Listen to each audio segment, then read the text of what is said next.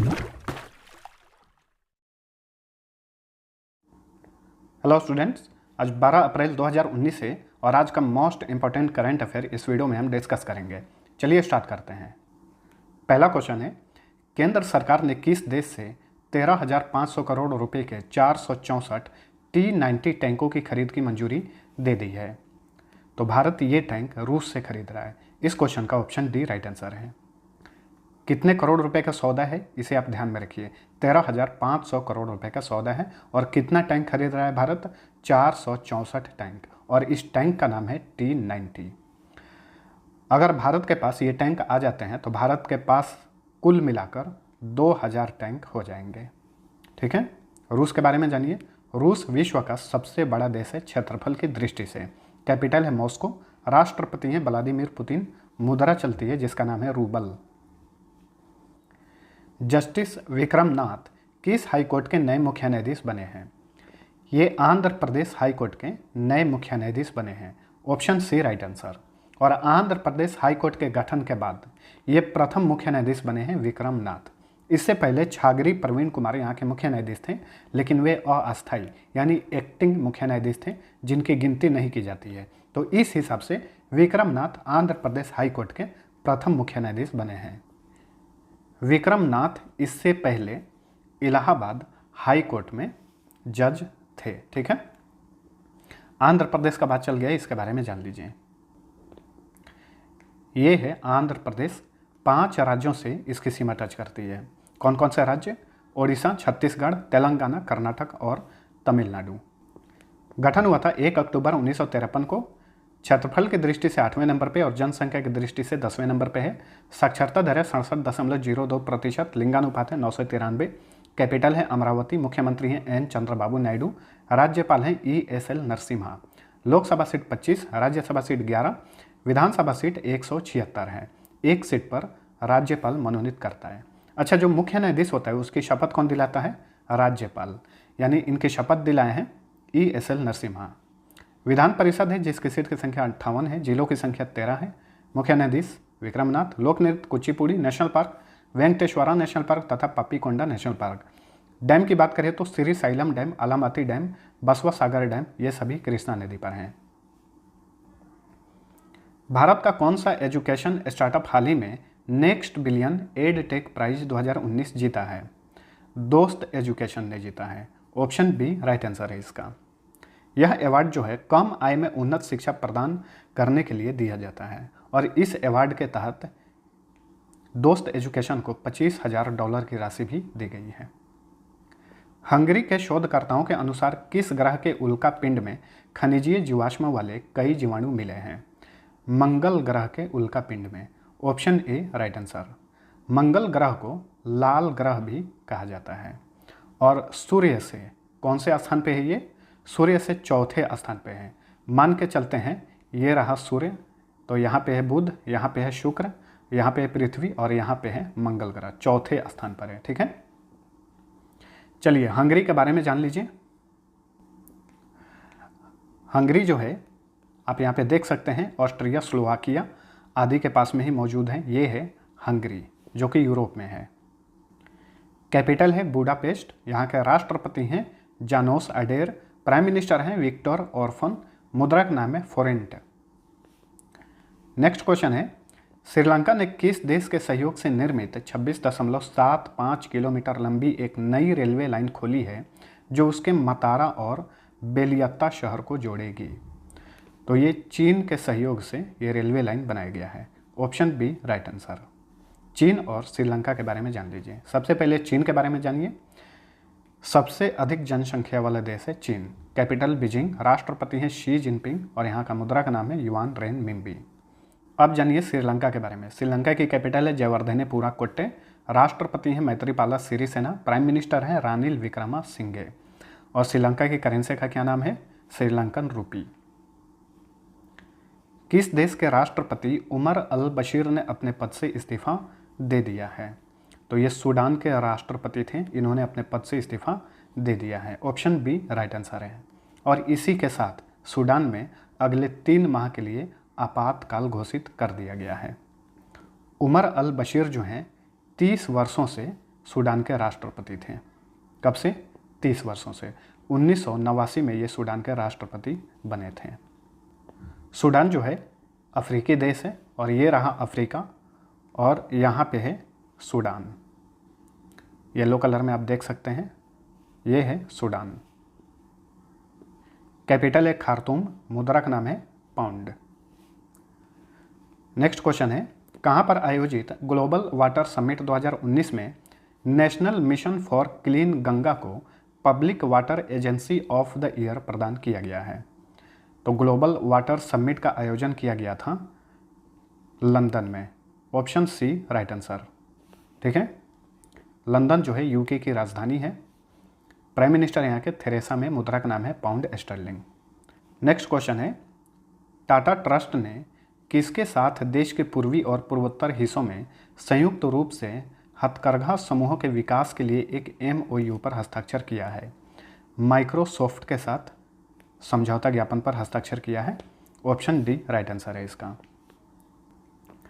Tata trust ने हथकरघा समूहों के विकास के लिए एक पहल की शुरुआत भी की है। उस पहल का क्या नाम है? उसका नाम है अंतरण। इसे भी आप ध्यान में रखिएगा, अंतरण। चलिए अब टाटा और माइक्रोसॉफ्ट इन दोनों कंपनियों के बारे में जान लीजिए।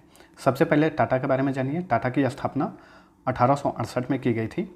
हेडक्वार्टर मुंबई में है। वर्तमान में इसके चेयरमैन है नटराजन चंद्रशेखरन। माइक्रोसॉफ्ट की स्थापना हुई थी 1975 में। इसका हेडक्वार्टर वाशिंगटन DC अमेरिका में है। वर्तमान में चेयरमैन है जॉन W थॉमसन और प्रेसिडेंट हैं यानी अध्यक्ष हैं ब्रैड स्मिथ। CEO हैं यानी मुख्य कार्यकारी अधिकारी सत्या नडेला। अगर बात करें माइक्रोसॉफ्ट इंडिया की स्थापना कब हुई थी, तो माइक्रोसॉफ्ट जो है इंडिया में कदम रखा था 1990 में और भारत में माइक्रोसॉफ्ट इंडिया का हेडक्वार्टर हैदराबाद में है और चेयरमैन है वर्तमान में भास्कर प्रामाणिक। नेक्स्ट क्वेश्चन है, इमामी द्वारा नवरत्न कूल के नए ब्रांड एम्बेसडर कौन नियुक्त हुए हैं? तो इसके नए ब्रांड एम्बेसडर बने हैं Varun Dhawan. Option A right answer. महत्वपूर्ण क्वेश्चन है, ध्यान में रखिए। नवरत्न कूल जो है ये एक तेल कंपनी है इमामी का। ठीक है, इसके पहले इसके ब्रांड एम्बेसडर अमिताभ बच्चन, शाहरुख खान, गोविंदा जैसे अभिनेता भी रह चुके हैं। अब नए ब्रांड एम्बेसडर बने हैं वरुण धवन। अच्छा, वरुण धवन और भी कंपनियों के ब्रांड एम्बेसडर हैं। उसमें मुख्य रूप से हाल ही में बने थे brand ambassador Maruti Suzuki Arena, Lux Cozi. तो इन सभी के भी ये ब्रांड एम्बेसडर हैं।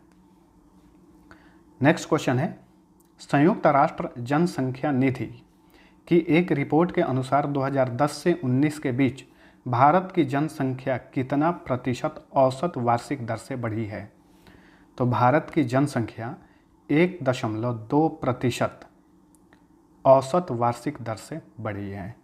तो काफ़ी इम्पोर्टेंट क्वेश्चन है। हाल ही में संयुक्त राष्ट्र जनसंख्या निधि यानी UNFPA ने अपना रिपोर्ट जारी करके बहुत सारा आंकड़ा बताया है। ठीक है, तो इसे आप ध्यान में रखिए और जितना भी आंकड़ा मैं नीचे लिखा हूँ सबको नोट करना है। कहीं से भी घुमा फिरा के क्वेश्चन पूछ सकता है। ठीक है, भारत की जनसंख्या 1.2 की औसत वार्षिक दर से बढ़कर 1.36 अरब हो गई है, यानी 1 अरब 36 करोड़ आबादी हो गई है इस रिपोर्ट के अनुसार। ठीक है, अभी भारत का जनगणना नहीं हुआ है। भारत में जनगणना कब होगा?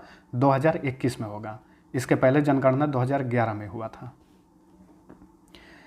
जबकि 1994 में देश की आबादी 94.22 करोड़ थी और 1969 में 54.15 करोड़ थी।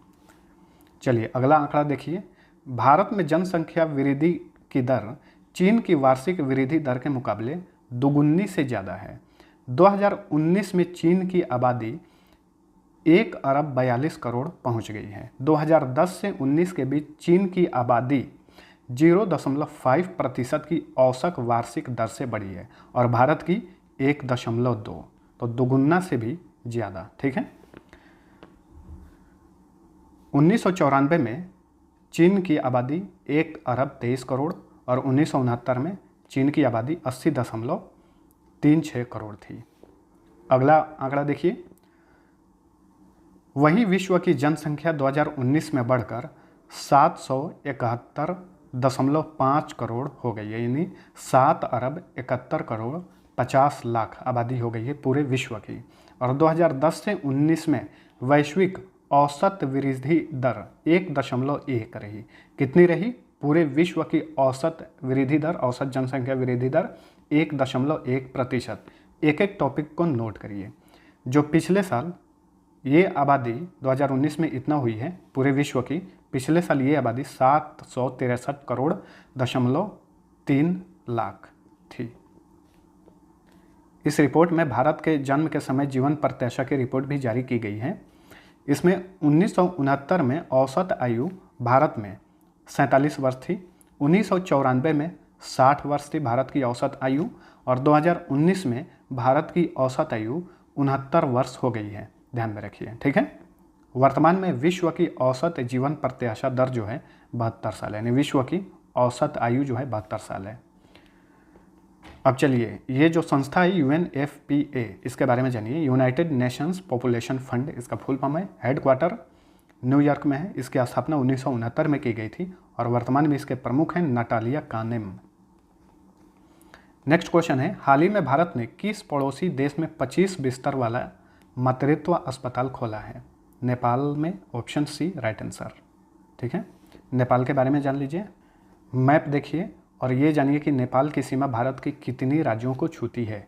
उत्तराखंड, उत्तर प्रदेश, बिहार, पश्चिम बंगाल और सिक्किम।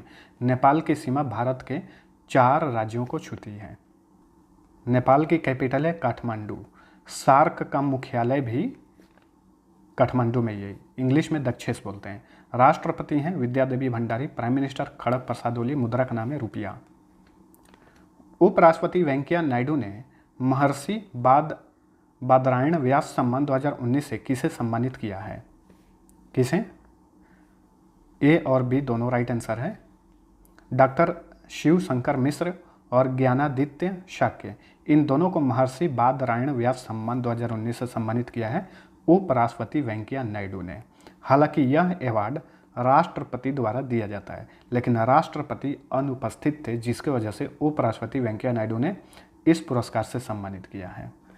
यह अवार्ड जो है हर वर्ष अरबी, फारसी और संस्कृत के विद्वानों को दिया जाता है। इस अवार्ड की शुरुआत 2002 में की गई थी।